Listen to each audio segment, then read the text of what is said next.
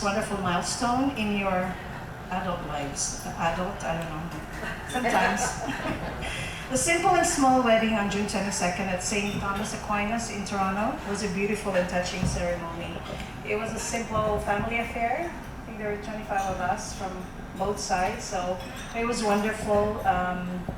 We were able to dance our heart away, and Enzo and Bart. And sing with Bart, I had the honor. Yeah, they sang. It was my honor. What did you sing again? Frank Sinatra. Oh, for sure, Frank Sinatra, but it wasn't my way. So I just want to share, because some of you, or a lot of you, probably have seen Michael for the first time, and probably are not aware of how they met. I actually don't remember now how they met, but I remember my first encounter with Michael, so that's what I want to share. First encountered Michael in 2015. We lived in Toronto from 2014 to 2017.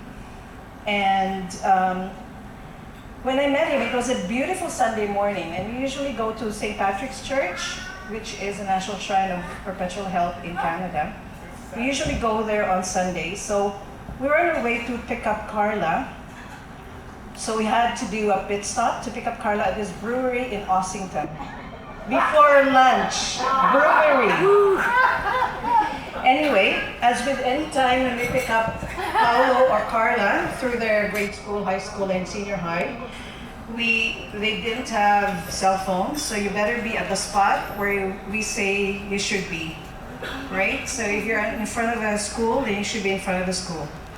So anyway, after waiting for a few minutes in front of that brewery, and I forget the name now, Carla? What's that?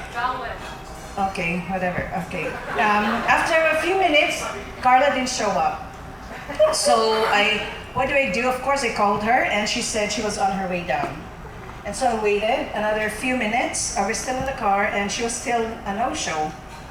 And so everyone knows my personality. I'm impatient and irritated. So what do? I ventured inside the brewery, and it was full of yappies. Overcrowded with happy yappies. All of them, of course, have smelled of beer just before lunch.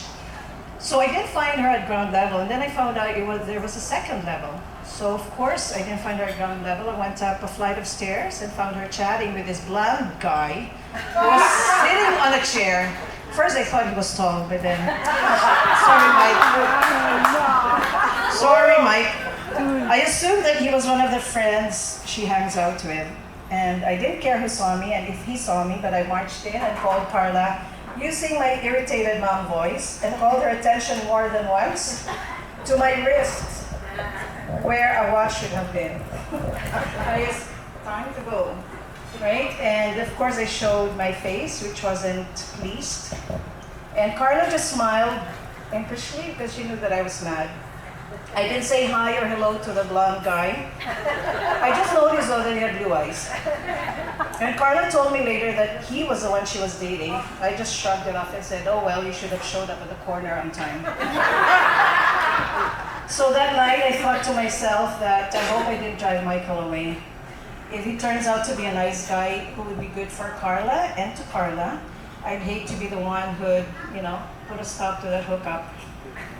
So thank you, Michael. I think Carla already gave him a lowdown on how I would react, on my personality, so he didn't take it too badly. Thank you. Anyway, Michael has been a part of our family ever since they started dating. So I think it's very Filipino. We're very accepting and we're hospitable and we're very generous about the boyfriend or girlfriend of our daughter or son, and we treat them like our daughter or son as long as they're good people. If we're not in favor, we kind of just, I don't know what we do. We probably just hide in the bedroom. So Michael, thank you very much for taking care of Carla. Okay, and she's yours now. Just like Enzo said, Enzo doesn't want to talk. She is your problem now. Yeah, as Enzo said, Carla, Michael is your problem now. Anyway, let's have a toast to before you talk, have a toast to the married couple Cheers. Yes. Yeah, no one has answered. Thank you, my love.